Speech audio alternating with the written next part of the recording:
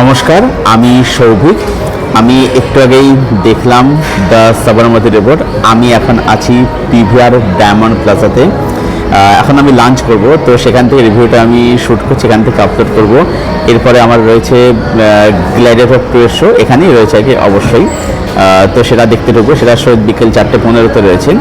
তো এখন কথা বলবো হচ্ছে দ্য সাবরমতী রিপোর্ট নিয়ে, যেখানে ফিচার করছে বিক্রান্ত মাসে, রীতি ডোগরা, রাশি খান্না সহ আরও অনেকে। তো ছবির গল্প বিষয়ে যদি ছোট্ট একটু বলি, এটা গল্প, এটা সত্যি ঘটনা যে 2002 সালে গুজরাটে যে দাঙ্গা হয়েছিল, সেই দাঙ্গা হওয়ার আগে গুজরাটে যে ট্রেন জ্বালানো হয়েছিল, সাবরমতী এক্সপ্রেস জ্বালানো হয়েছিল, সেখানে যে 59 জন যাত্রী মারা গেছিলেন, সেই ঘটনা অবলম্বনে নির্মিত হচ্ছে এই সিনেমা। এবারে সেখানে কি হয়েছিল না হয়েছিল যাবতীয় জানতে গেলে, সিনেমা ক্ষেত্রে জানতে গেলে তোমাকে সিনেমাটা দেখতে হবে নিকটবর্তী সিনেমা হলে এসে। পজিটিভ দিক, নেগেটিভ দিক, আমার কাছে এই ছবিটার জন্যে কিছু ভালো দিক রয়েছে এবং কিছু খারাপ দিকও রয়েছে। তো দেখো, ব্যাপারটা হচ্ছে যে আমি কিন্তু সিনেমাটাকে একটা সিনেমা হিসাবেই দেখেছি এবং রিভিউটা আমি সিনেমা হিসাবেই, মানে সিনেমাটিক লেন্স থেকেই করছি। এর মধ্যে কি ফ্যাক্ট আছে, কি প্রোপাগ্যান্ডা আছে, আমি সেই বিষয়ের মধ্যে ঢুকছি না। সেটা আমার কাজ না, সেটা কন্ট্রোভার্সিয়াল টপিক হয়ে যাবে। আমি সরাসরি রিভিউটাই করছি।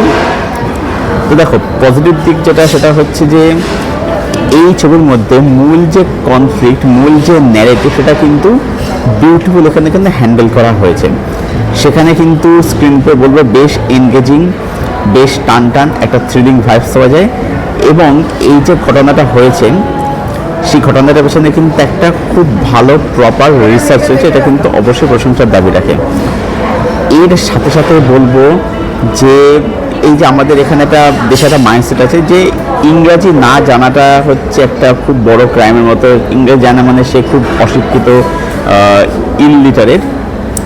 তো সেই জিনিসটা নিয়ে এখানে মানে হাইলাইট করেছে, অ্যাড্রেস করা হয়েছে, হুইচ ইজ ভেরি গুড। ভীষণ ভালো লেগেছে জিনিসটা দেখতে আর কি।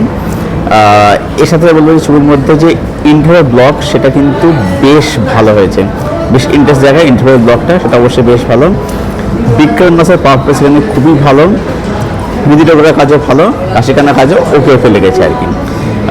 ছবিটা টেকনিক্যালি ভেরি ওয়েল মেড। যেরকমভাবে মানে সময়টাকে দেখাচ্ছে, মেকিং, সেগুলো কিন্তু বলবো যে বেশ ভালো সেটা। এবং একটা দেখে ভালো লাগলো যে বিক্রম যখন কিছু রেকর্ড করছে, তখন সেখানে কিন্তু রিয়েল ফুটেজ দেখাচ্ছে। তো এই যে রিল আর রিয়েলের মধ্যে যে তফাৎ, এটা কিন্তু বিউটিফুলি ছবিটার মধ্যে দেখানো হয়েছে আর কি। এবার ছবির মধ্যে কিছু দারুণ মুভমেন্টের যে সংলাপ আছে, সেগুলো কিন্তু অবশ্যই খুব ইম্প্যাক্টফুল। ছবির মধ্যে ড্রামা, ইমোশন, সেগুলো ডিসেন্ট ওয়েতে আমার জন্য কাজ করেছে।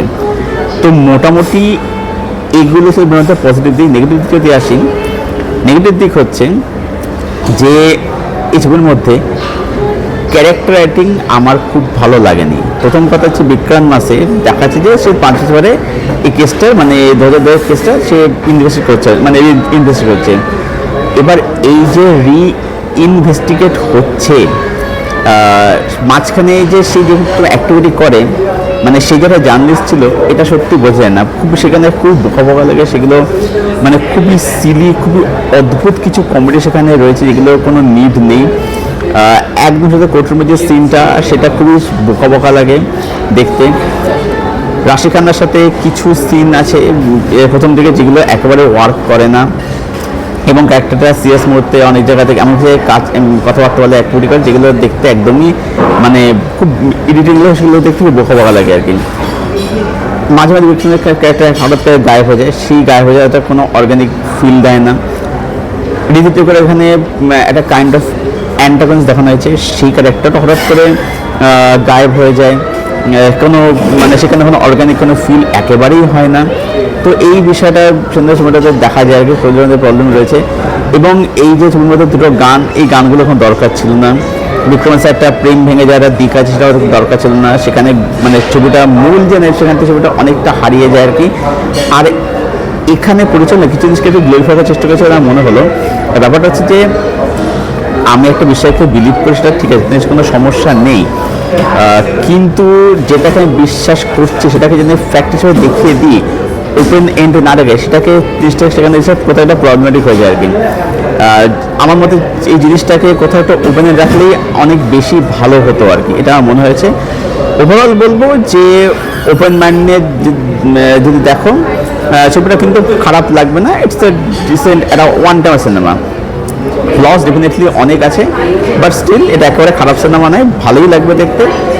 তো সব মিলিয়ে দ্য সাবরমতি রিপোর্ট এই ফিল্মটাকে আমি রেট করব 6.8 আউট অফ 10। তো এই ছিল আমার রিভিউ দ্য সাবরমতি রিপোর্ট সিনেমাটাকে নিয়ে। যারা দেখোনি দেখবো বলে মনে করছো চাইলে অবশ্যই দেখতে পারো নিকটবর্তী সিনেমা হলে এসে। আর তারপর জানো কমেন্টে কীরকম লাগলো, আর যাদের ইচ্ছে করে দেখা হয়েছে বা দুটো দেখে তোমাদের কি ওপিনিয়ন কমেন্টে অবশ্যই জানিও। ভিডিওটা লাইক করে চ্যানেল সাবস্ক্রাইব করে দিও, পাশের যে বেল আইকনটা আছে সেটাকে প্লিজ অন করে দিও, এরকম রিভিউ ভিডিও আসলে তার নোটিফিকেশন সহজে শীঘ্রই পেয়ে যাও। তো ভিডিওটা এখানে শেষ করছি, আবার দেখা যাচ্ছে নতুন ভিডিওতে তোমার সুস্থ আমার সঙ্গে জুড়ে থাকো।